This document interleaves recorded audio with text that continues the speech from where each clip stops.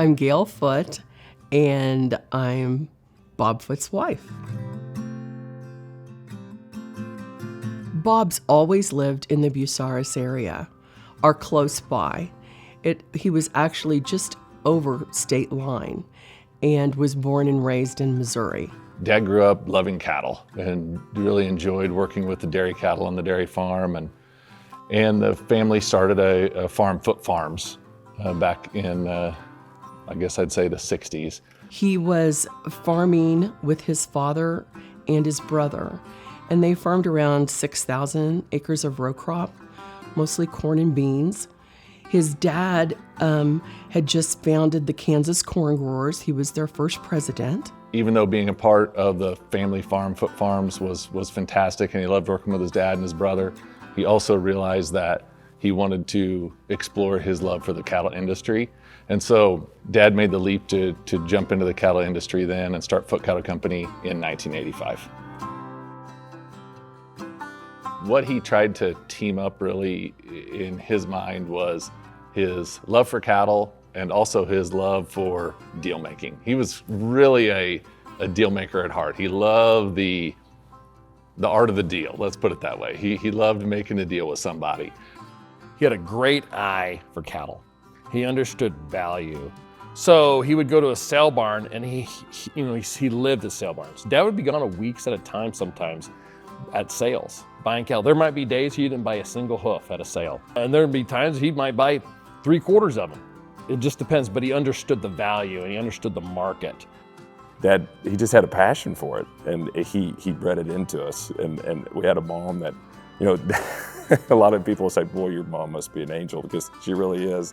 Because Dad wasn't one for everybody, but I tell you, they have a great love story. I'm telling you that Mom saved Dad, and Mom sure loved him, and that love is what built us and made us successful, I'm telling you. All of our kids have contributed to the business in different ways. They all have their own unique gifts, and I love how they complement each other. I'm the oldest of our family.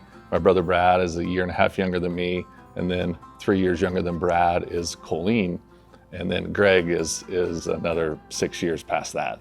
And so we lost Colleen in 2004 suddenly. Our daughter Colleen, I'm so glad that we had bought the ranch in Manhattan before we lost her.